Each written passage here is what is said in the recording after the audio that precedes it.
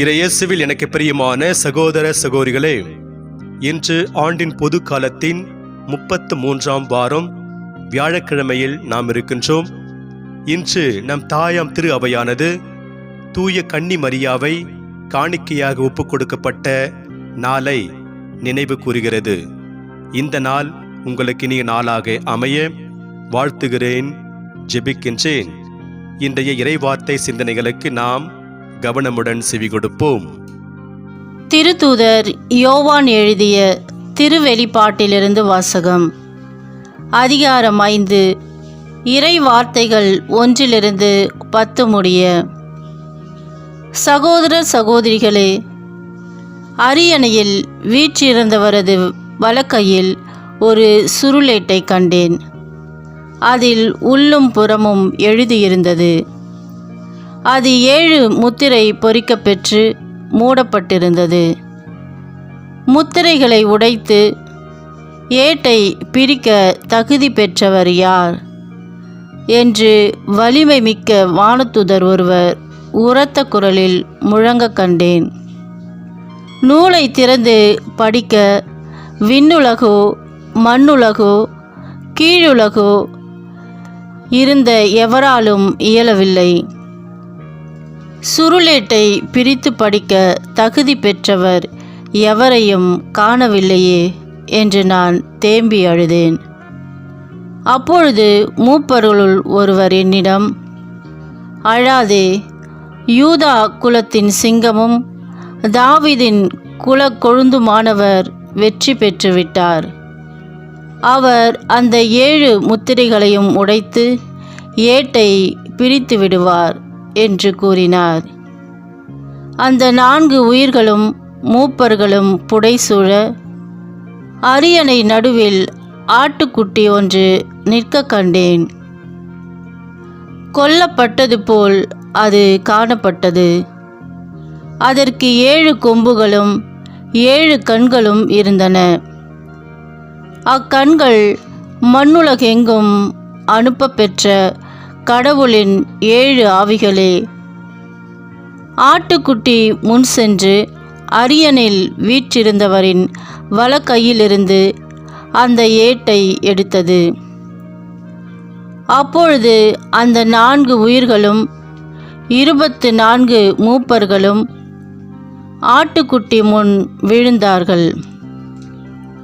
அவர்கள் ஒவ்வொருவரும் யாழும் சாம்பிராணி நிறைந்த பொற்கிண்ணங்களும் வைத்திருந்தார்கள். இறை மக்களின் வேண்டுதல்களோ அக்கிண்ணங்கள்.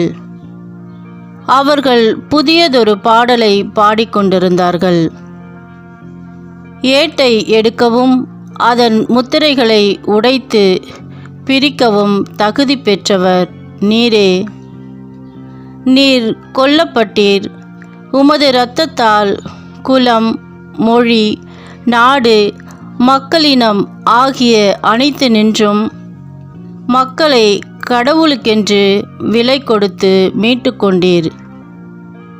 ஆட்சி உரிமை பெற்றவர்களாகவும் குருக்களாகவும் அவர்களை எங்கள் கடவுளுக்காக ஏற்படுத்தினீர். அவர்கள் மண்ணுலகின் மீது ஆட்சி செலுத்துவார்கள். ஆண்டவரின் அருள்வாக்கு. இறைவனுக்கு நன்றி. பதிலுரை பாடல் பல்லவி.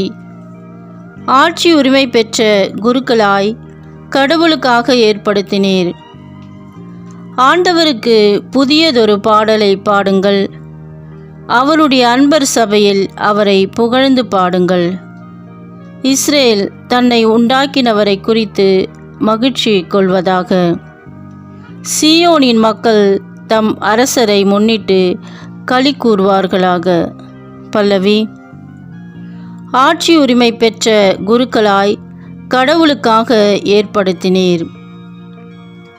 நடனம் செய்து அவரது பெயரை போற்றுவார்களாக.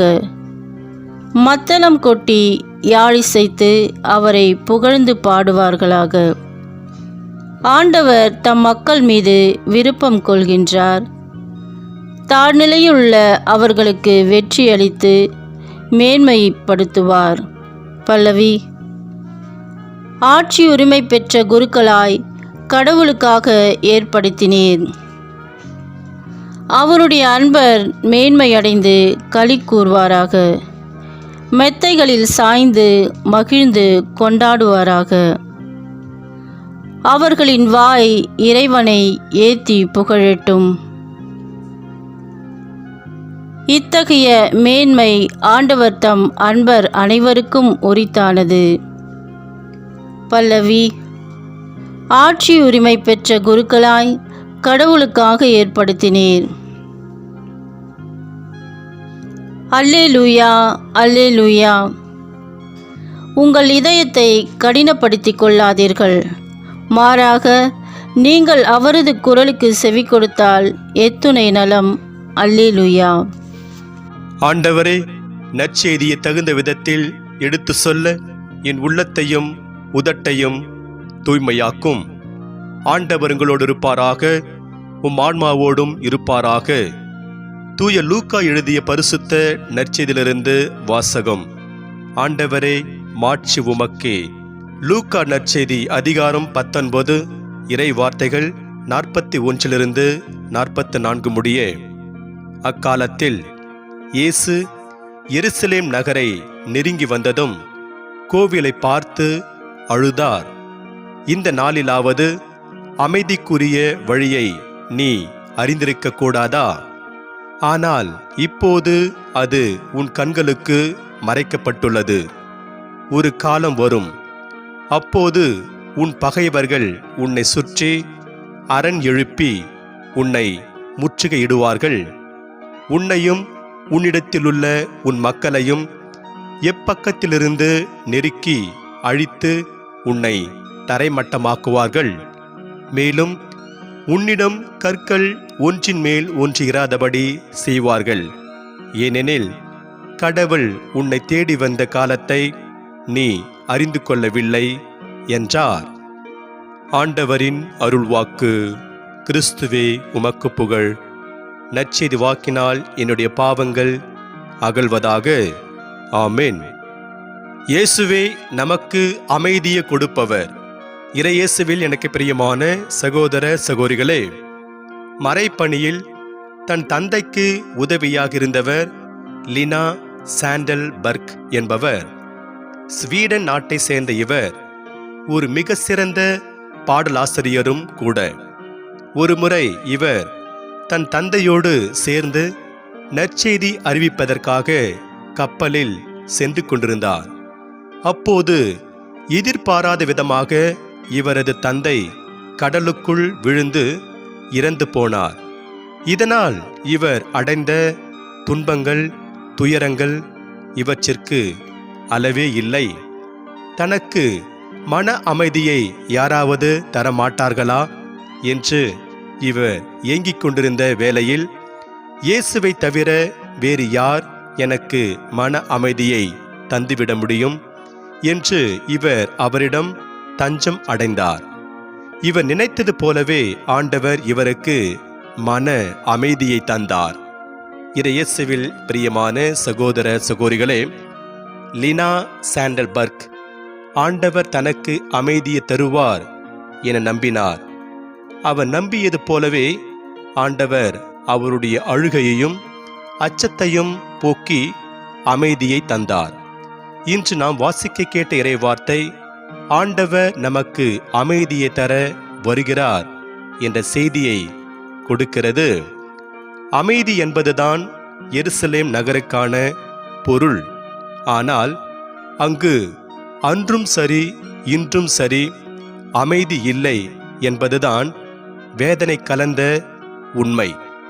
பல இறைவாக்கினர்களும், ஏன் இறைவாக்கினர்களுக்கெல்லாம் பெரிய இறைவாக்கினரும் அமைதியின் அரசனான இயேசு அங்க வந்த போதும் கூட மக்கள் அவரை ஏற்றுக்கொள்ளாமல் புறக்கணித்தார்கள்.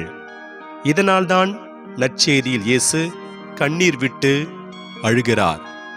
அமைதியின் அரசரான இயேசு தம் மக்களை தேடி வந்ததை அவர்கள் புறக்கணித்ததால் அவர்கள் கிபி 70ஆம் ஆண்டில் மிக பெரிய துன்பத்தை சந்திக்கிறார்கள். கடவுள் நம்மை தேடி வரும்போது நாம் அவரை புறக்கணித்தால் இதே போன்ற துன்பங்கள் நமக்கும் வரலாம். இன்று நமக்கு கொடுக்கப்படுகின்ற இறை சிந்தனையாக இயேசு நமக்கு அகத்திலும் புறத்திலும் அமைதியை கொடுப்பார்.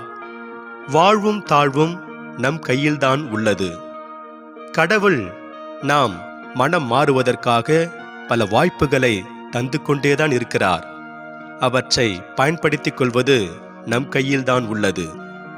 இன்று நமக்கு கொடுக்கப்படுகின்ற இறை வார்த்தையாக இயேசுவே நமக்கு அமைதியை அருள்பவர் என்று எபேசியருக்கு எழுதிய கடிதத்தில் 2ஆம் அதிகாரம் 14ஆம் வசனத்தில் தூய பவுல் கூறுவார்.